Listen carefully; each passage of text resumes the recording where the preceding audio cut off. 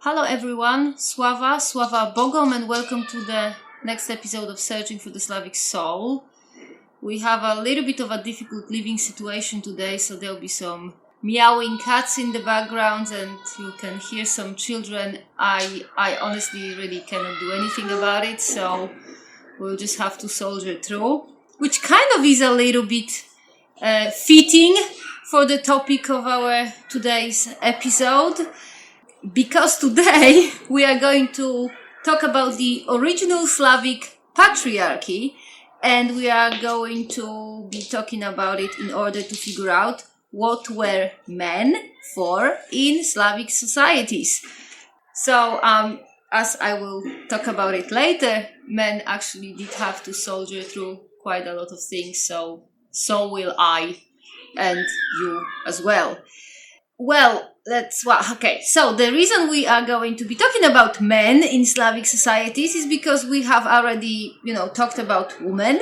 And I thought that, it's very important to keep the balance between the sexes. So we are going to be talking about men too. In order to figure out the place of men in the Slavic society, we are going to need some science. We are going to need some dictionaries and logic and common sense. So it is all going to be absolutely awesome. At least I think so. It's going to be awesome for me, and I hope you will also find it not too shabby. So yeah, let's go.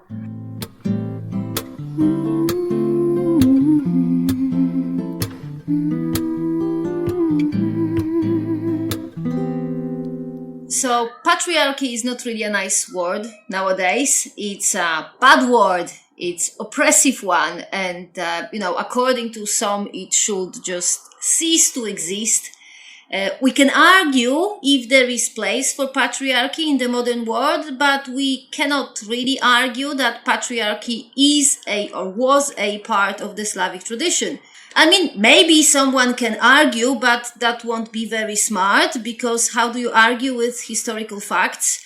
I mean, many try, especially nowadays. They try, to cancel history and historical figures and events, but that's not really a way forward, is it? I mean, if you start denying that something happened, you cannot figure out why it happened, and then you don't know how to avoid it in the future, so it really doesn't make much sense.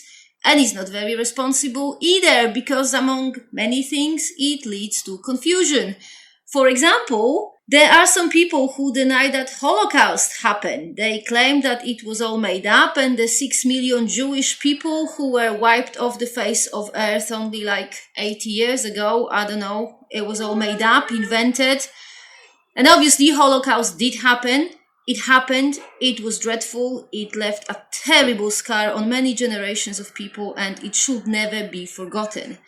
And one of the reasons it should never be forgotten is because we know, historians, psychologists, sociologists, and other academics, and even some hobbyists like me, we know why it happened. It happened because through Nazi propaganda, people of certain beliefs and backgrounds became dehumanized. So, to start with, Nazi propaganda promoted the idea that people of Jewish beliefs and of Jewish background are too prominent in the society, and that therefore it was okay to close their businesses, confiscate their property, and effectively cancel them.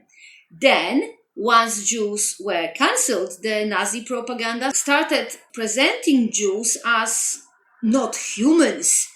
They started saying that the Jews that have already been cancelled out of society, they don't really deserve to live at all, so they deserve to have their lives cancelled too. So not only the presence in the society, but just, they deserve to cease to exist. And this is how, in small steps, one can get the whole society to believe that it is okay to kill 6 million people. You start small with some blame and some disgust and some singling out, and then you build up on that step by step, from cancelling the businesses through cancelling out from the society to just killing without any remorse and any second thoughts or doubts that what you are doing is right. And this is why here in Witia's project, we are not going to cancel patriarchy and any other part of Slavic history. We're not going to cancel science or language or pretty much anything. If something has happened in the past or it exists and is relevant to the topic of Slavic tradition, we are going to be talking about it because it is important and it needs to be known and considered. And the reason why this, introduction is so long is because I want to explain that what I will be talking about today is relevant, is real, and was real for our ancestors, and therefore cannot be ignored when we try to figure out the core of the Slavic way of being. So basically, when we want to find the Slavic soul. So, before we dive into the topic, we have to first establish one thing. We have to establish what a man was for our ancestors. Because, believe it or not, is not actually as obvious as it seems. It really is not. So, a part of being a man in the eyes of our ancestors was being biologically male. And being biologically male means having a Y chromosome in your genome and not having any other biological factors inhibiting the expression of this chromosome. I assume that every listener knows what a chromosome is. It's a part of genome, so of the DNA. Every human being has chromosomes, most commonly 23 pairs of them, but not always. And the 23rd pair of the human chromosomes are called sex chromosomes. And in a male DNA, there are two different sex chromosomes. One is called X and the other one Y. So the Y chromosome contains a genetically encoded information on how to develop into a biological male. But information encoded in the DNA is not really real. It cannot start to exist unless it gets translated into what is called a gene product, which is either a protein or a type of molecule that is called RNA. And the gene product, so the protein or RNA, makes the body grow and work in a way that is programmed in the DNA. So, basically, the information encoded in the DNA, for example, in the Y chromosome, has to get translated into a gene product, and only then it can cause, for example, a male body to develop. But the problem is that the DNA information doesn't always get to be translated properly. Sometimes some info from the DNA gets lost, like due to environmental factors, for example, the environmental factors get in the way and the translated gene product cannot do what it's supposed to do. And this is why we can get people who have Y chromosome but don't have a male body. So they are genetically male, but the male genes are not expressed properly. And in cases like that, it is called that these people's genotype, so the genes, are male, but the phenotype, so the way they look, is not male. But looking as a male is only one part of being phenotypically male. The other part is having testicles, so balls, that produce androgens, so sex hormones. One of the most known androgen is testosterone, which, for example, is being given to trans people who want to present as male. But the production of androgens by testicles is actually not a small thing, because androgens are very powerful hormones. Androgens, like testosterone, increase the mass of the muscle.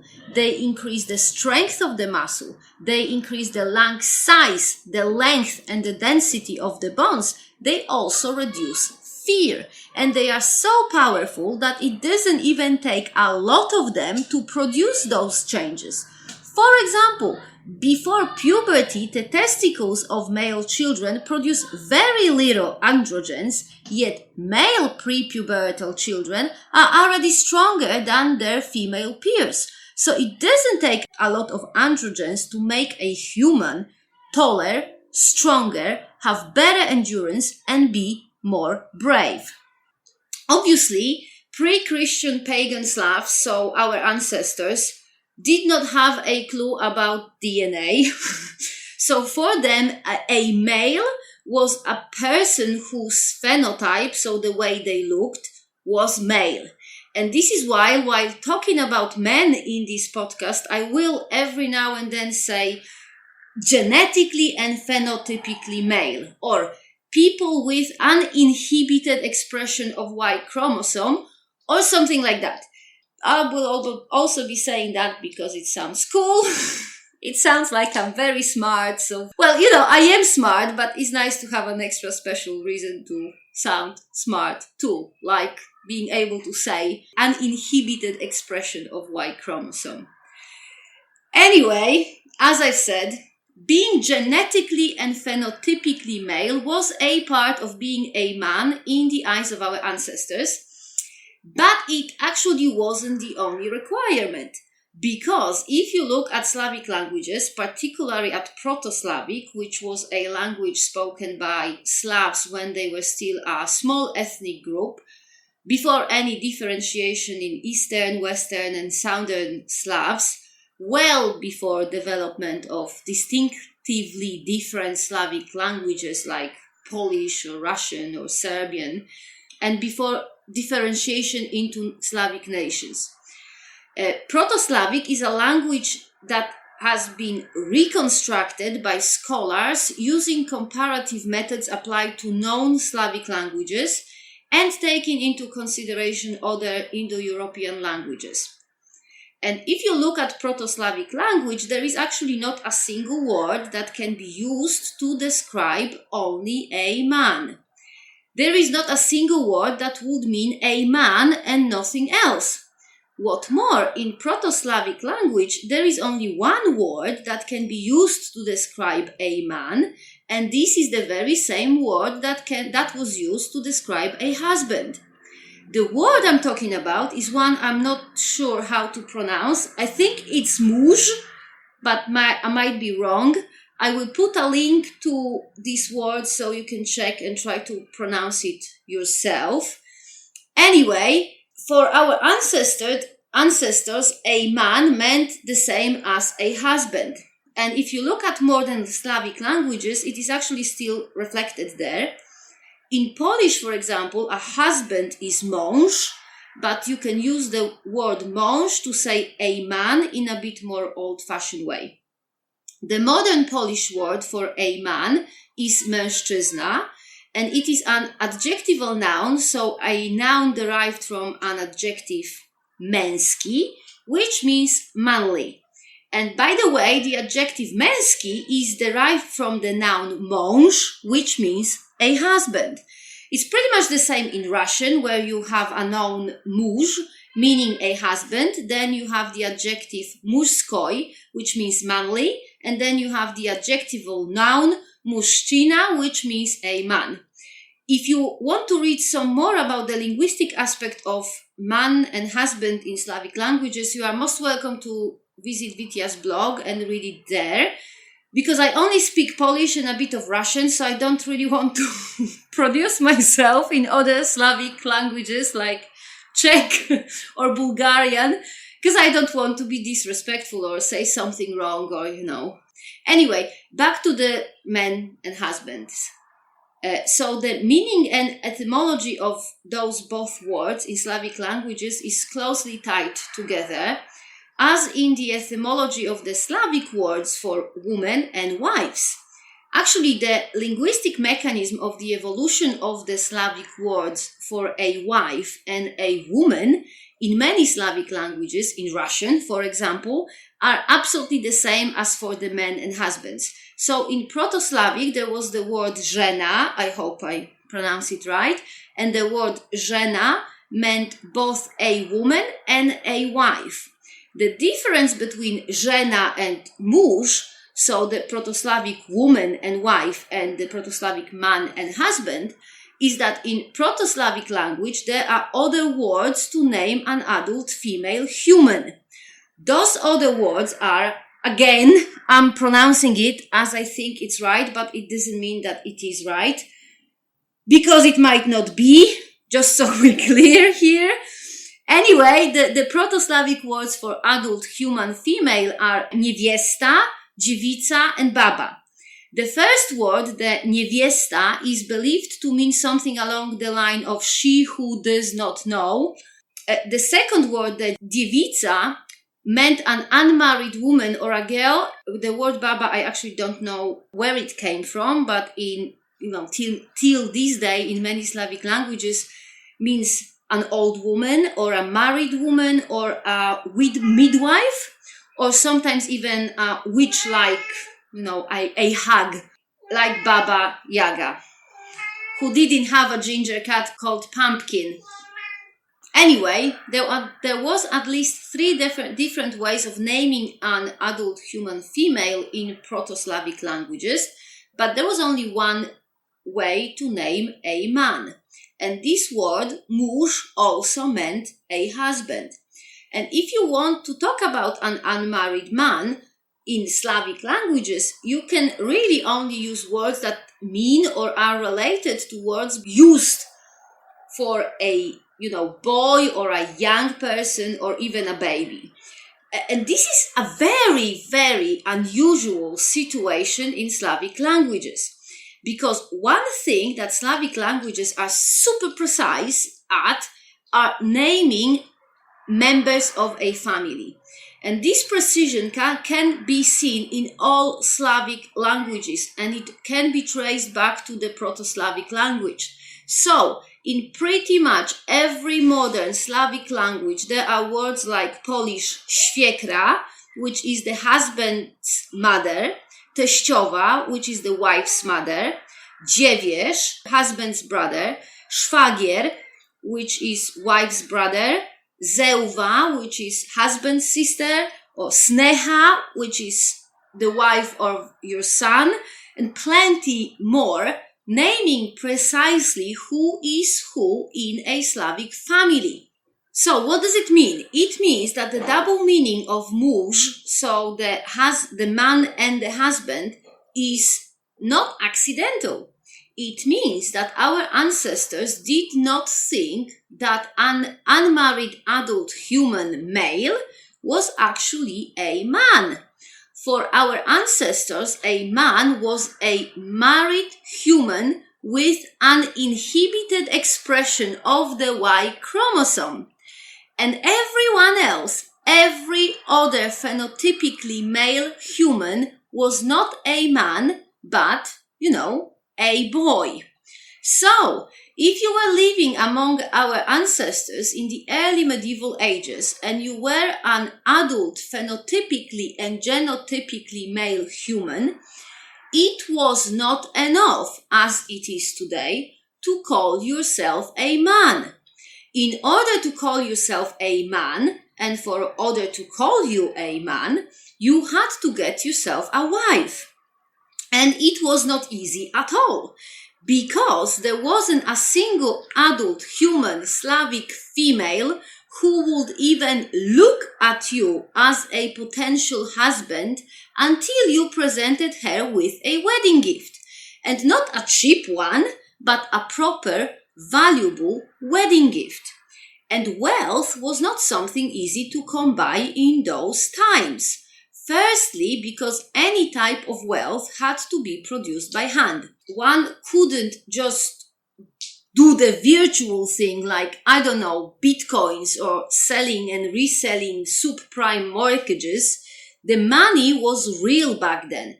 Everything was gold or silver or copper or an actual sellable and usable products like grain or fabric. Nowadays, governments just print money, and that money don't really have any value. We all agree that money have a value, but it really doesn't.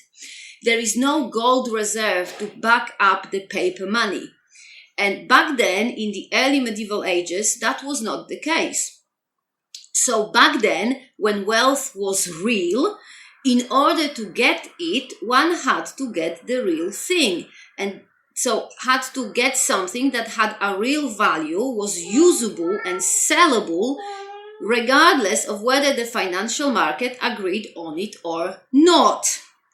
So a pre-Christian Slavic adult human male, if he wanted to become a man, he had to get rich. And there was a few ways in which he could do it. He could, for example, ask his family to help. But if he did that, if he got his father or brother to chip in towards the wedding gift, he also had to share his wife with the family member that chipped in.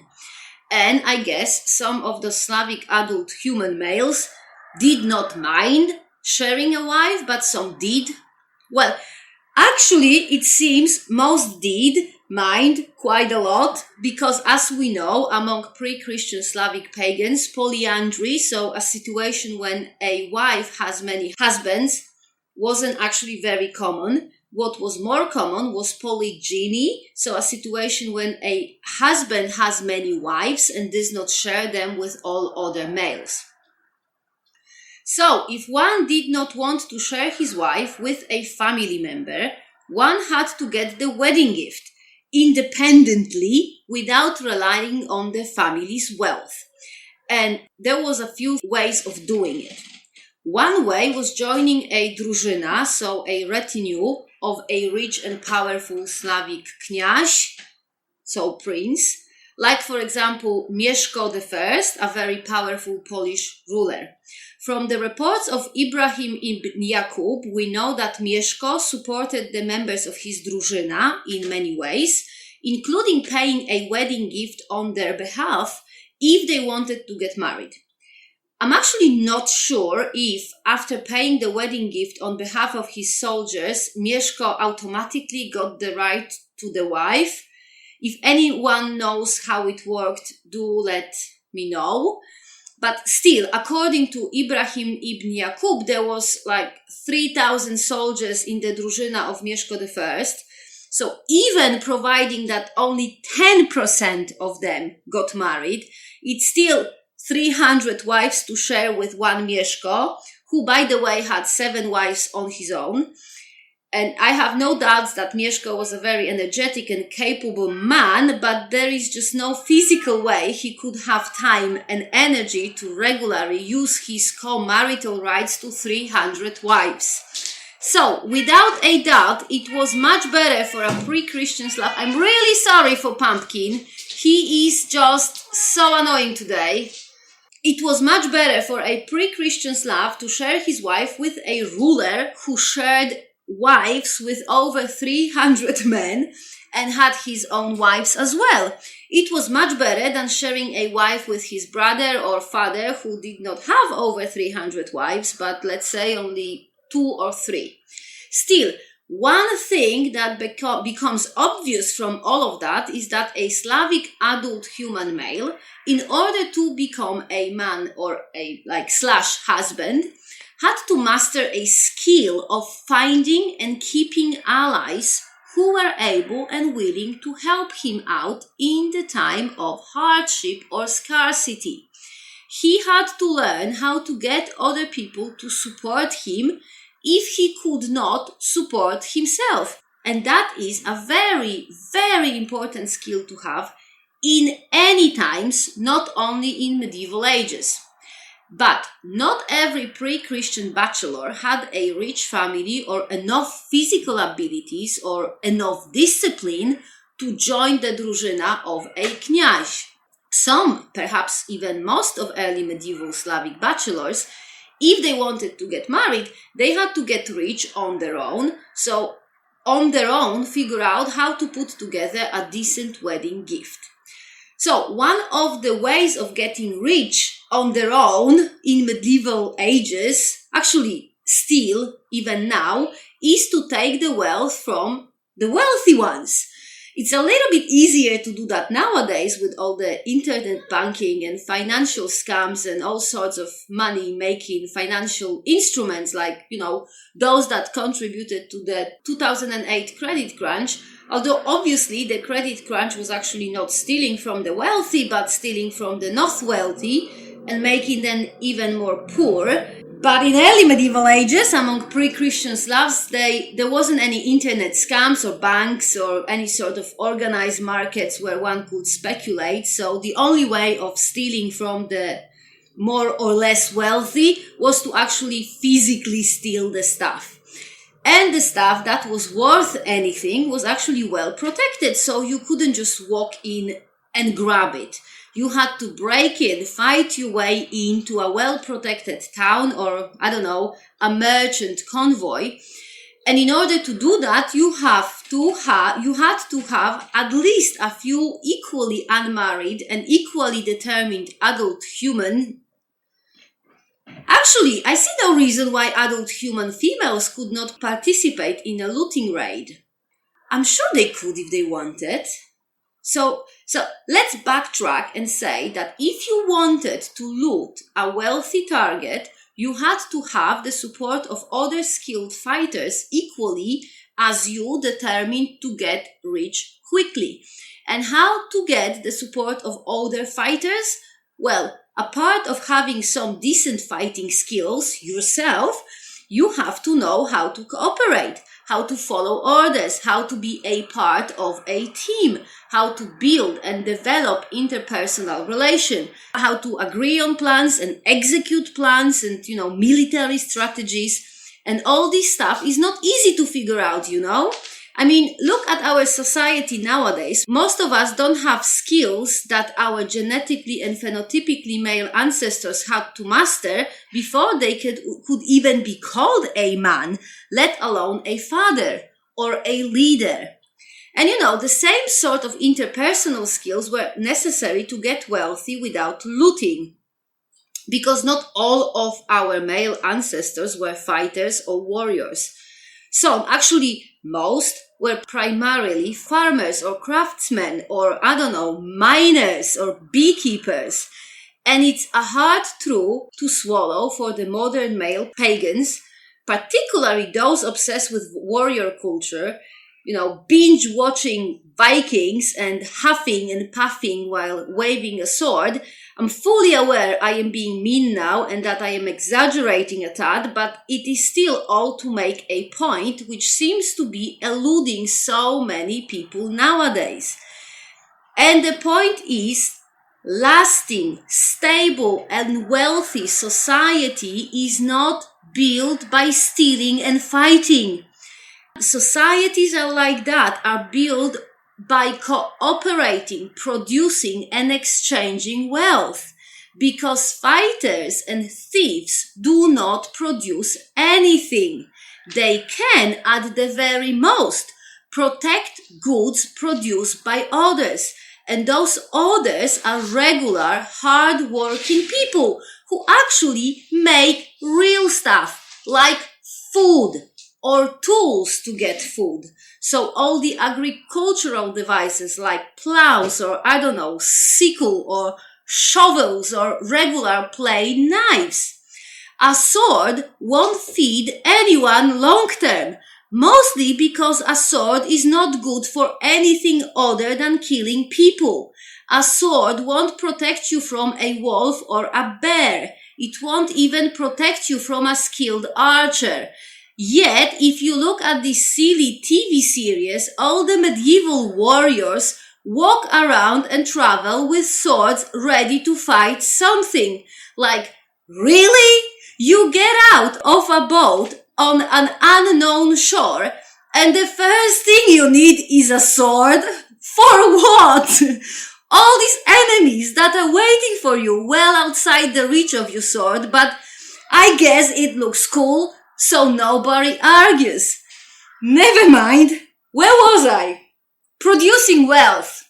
Our ancestors, who did not care about looking cool because they had real problems like how to make the fields produce enough harvest to feed the whole family through the winter, or how to dig the iron from the ground, or how to cut down a big tree, which was absolutely 100% needed to build boats, for example. So how to cut down a big tree without being killed by the tree falling. So the important stuff, the important professions that are so often ignored nowadays, they were super important in the times of our ancestors. So all the stuff one could do to feed people, like farming, fishing, hunting, or to protect people from elements like making clothes or building houses or boats, to get people what they needed, so trading or crafting. All this stuff was super important and could be done to get rich. And all these peaceful activities also require strength, endurance and bravery, so the basic built-in by testosterone features of a genotypical and phenotypical male, but also the peaceful activities require other skills like planning or common sense or negotiation, counting, cooperation, people skills, determination, creativity, or navigation or map reading. So, the wedding gift that a Slavic bachelor offered their future wives was not only a proof of material wealth. In the society of our ancestors, in the times when Mother Nature continuously verified every single useful skill or ability, physical strength, mental strength, endurance, health, ingenuity, everything. In the times of pre-Christian Slavs, the wedding gift was actually a proof that the future husband was able to look after himself and his material wealth, which in turn meant that he probably could also look after his wife and his future children, which was the point of being a man in the eyes of our ancestors. So, a pre-Christian Slavic man was not born, he was made. Most of the time he was self-made by years or even decades of effort, hard work, learning, practicing and mastering the skills that were necessary for a human with uninhibited expression of Y chromosome to become a real man. Because the Slavic wedding ceremony, which was called svadьба, it was in a way an initiation ritual, a ceremony that honored and acknowledged years of or decades of hard work, and a ceremony that was an initiation into manhood. Before the wedding, a person with an inhibited expression of Y chromosome was considered a boy, and after svadьба, he was considered, seen, and treated as a man. The wedding, being a moment when a human male becomes a grown-up, is reflected in Slavic languages up to this very day. Every single word that is of Slavic origin, so not borrowed from another language, every single word used to describe an unmarried man, like Polish chłopak, młodzieniec, or very old-fashioned eunuch, every single of these words originate from Proto-Slavic and actually Pan-Slavic too, words describing immaturity, youth, or low social standing. So chłopak comes from chłop, which means serf. Młodzieniec originates from a word meaning a child. So really, having balls and a penis was not enough to be accepted and invited among the proper men. To become a man, a human male had to successfully go through a relentless selection that was designed to separate the boys from the grown-up. If you could not take on a challenge, if you were incapable of holding down a responsibility, if you could not work hard, persevere, train, learn new skills, adjust, adapt, and cooperate, you are outmate. You died as a boy and nobody, apart of maybe your mother, cared. In order for your family, your children, wife, and your community to care, you had to show them that you are worth caring. You had to show them that you are worthy to be called and respected as a proper man. And you know why proper men were respected? Because they bloody deserve it. Because going through all this effort to get the wedding gift and a wife, it was only the beginning of the lifelong test put together and prepared for men by the pre-Christian Slavic society. Because the list of responsibilities put on the shoulders of pre-Christian Slavic men was very, very long. They had to father children, and by father, I don't mean being a biological father, because that any sexually mature boy can be. By father, I mean being a father to children. So, keeping them safe, providing for them, look after them, and actually not only the children, for the wives or wives as well. And it wasn't easy to do in medieval ages. It wasn't a matter of getting some qualifications, finding a job and working 9 to 5, Monday to Friday. To provide only food in medieval ages, one had to, for example, cultivate the land. So, know what to plant, when to plant, how to plant, when to harvest, how to harvest, and then, obviously, in what amount. Even fishing wasn't easy back then because there wasn't any shops with fishermen gear, mass-produced in mechanized factories. Every single thing had to be done by hand. So, in order to have a net, for example, one had to either make it or have enough wealth to pay someone for making it. By hand. Providing a shelter or keeping your family safe were big tasks too. Any sort of shelter, including a plain hut, had to be built by hand in a way that allowed this hut to withstand rain, wind, snow. So, one had to have some skills to do it.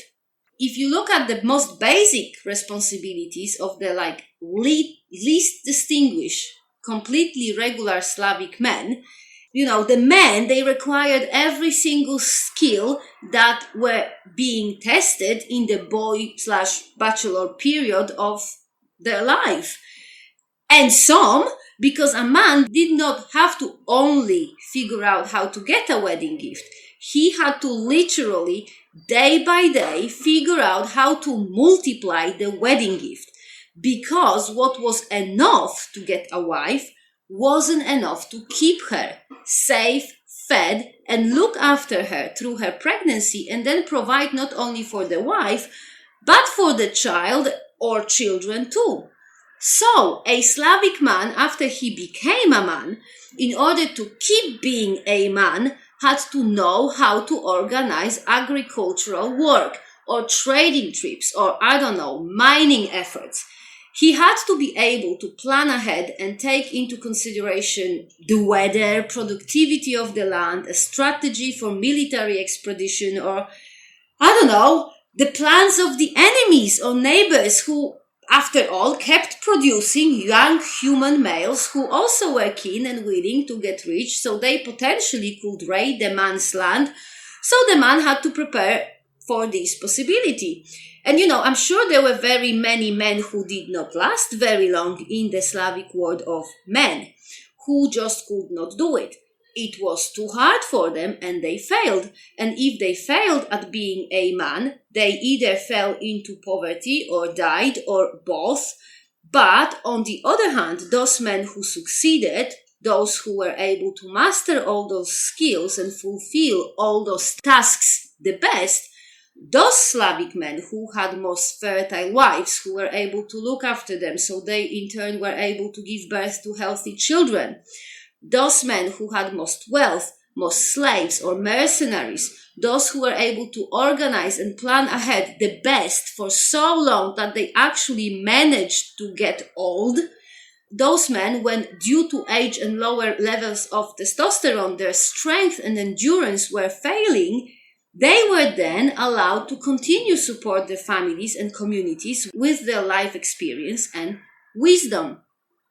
Because, contrary to the claims of some very mistaken people, pre-Christian Slavs did not live in communism. They, as famously wrote Procopius of Caesarea, lived in more or less direct democracy, where the biggest decisions were made on wiec, which was kind of a popular gathering like Old English moot or Germanic thing.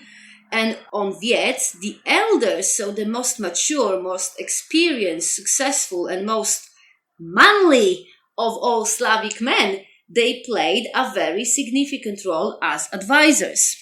And they were listened to because those men, the most successful men, fathers and heads of their families, they have proven with their life that they know what they're talking about.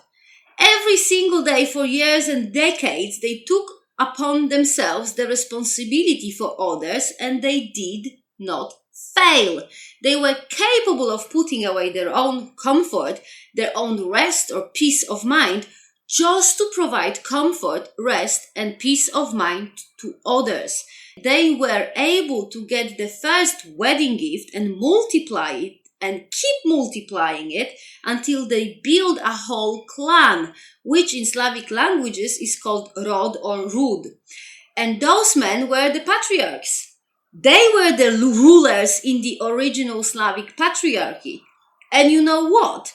Rightfully so, because those men's life's achievement was the world as our ancestors knew it.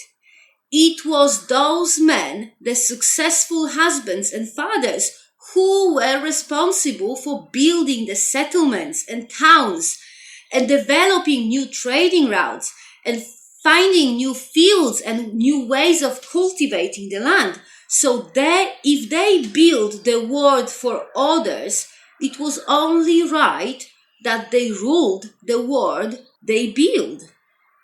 And what has happened to the patriarchy since then? Due to the collaborative effort of Judeo-Christian ideas and feudalism, with the progress of science and technology, we as species started to dissociate more and more from the reality. And the word man started to be applied to anyone with balls and penis, regardless of whether this anyone has achieved anything, built anything, or contributed in any way to the well-being and the future of the rod, so clan, or in wider sense the community. Those quote-unquote men, without achieving anything whatsoever, decided that they have all the wisdom, all the power, all the right, and then they proceeded to exercise their superiority by taking the power and rights from every single human who does not have fully expressed Y chromosome. So, nowadays those men can completely ruin the lives of million families, like those bankers who were responsible for the 2008 crisis, and they still get to call themselves men. Because in the world they created, the reality does not affect them in any way.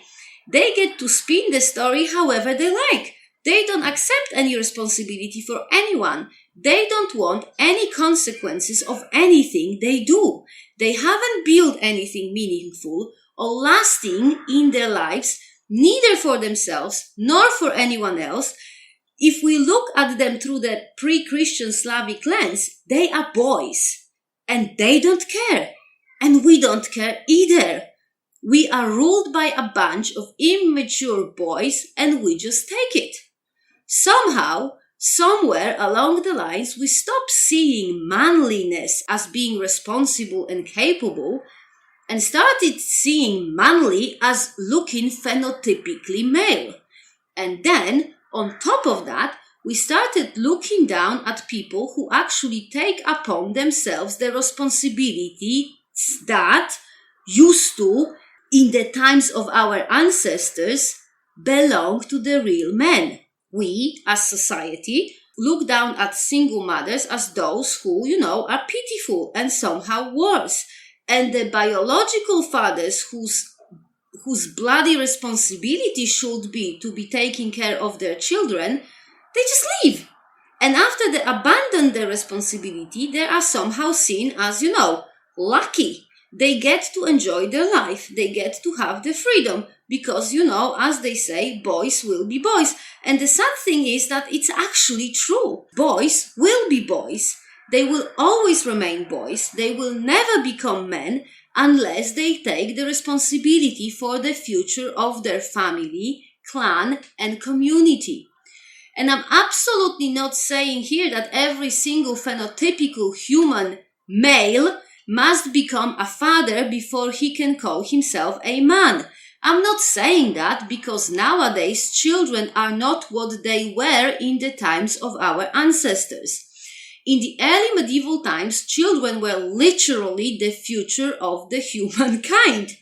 The mortality, particularly maternal and infant mortality, was so high that without having lots and lots of children to make up for the high mortality, any population was literally facing extinction. So, in the times of our ancestors, men were expected to build and ensure the future of the community. And nowadays, it should be the same.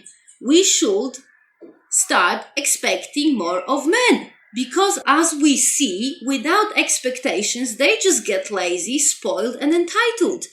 To the point that they actually think that they can tell women what to do and how to be, even though they, the men, haven't actually do or become anything themselves. What I'm also saying is that, knowing the history and the meaning of the Slavic tradition, the male followers of Slavic faith should ask themselves a series of very, very difficult questions. The first one should be, am I a man or a boy? Do I deserve to call myself a man? Have I built something lasting and meaningful, something that will contribute to the well-being and the future of the next generation? Have I ever taken responsibility for myself? Have I ever taken responsibility for others? What ought to be the main concern in my life and why it must not be me? So, are you the Rodnovers with uninhibited expression of Y chromosome? Are you actually Slavic men? Or are you just stuck in the realm of the boys? And I'm going to end with this question. That is all for what I wanted to say today. I'm pretty sure that I've managed to offend someone, and that's okay. I think that proper grown-up men will not hold it against me, and neither will anyone else a part of the cohort of sword-waving boys. But that's okay too, because I think that it's very, very important for any follower of Slavic faith to know that there is a real wisdom in the Slavic tradition. That Slavic tradition is more than just a bunch of gods to worship, altars to decorate, or symbols to tattoo on your skin. There is just so much more to it. And here in Witia's project, we want to dig it all out, put it all together, and just keep searching for the Slavic soul. If you have anything to add or say, anything positive or negative, just let us know on our email, Facebook, Instagram, or YouTube channel. As always, I will put all the links in the podcast's notes. Thank you very much for all the comments we received so far. They are all read, answered, and very much appreciated. I also thank you for listening today, and until next time, Sława!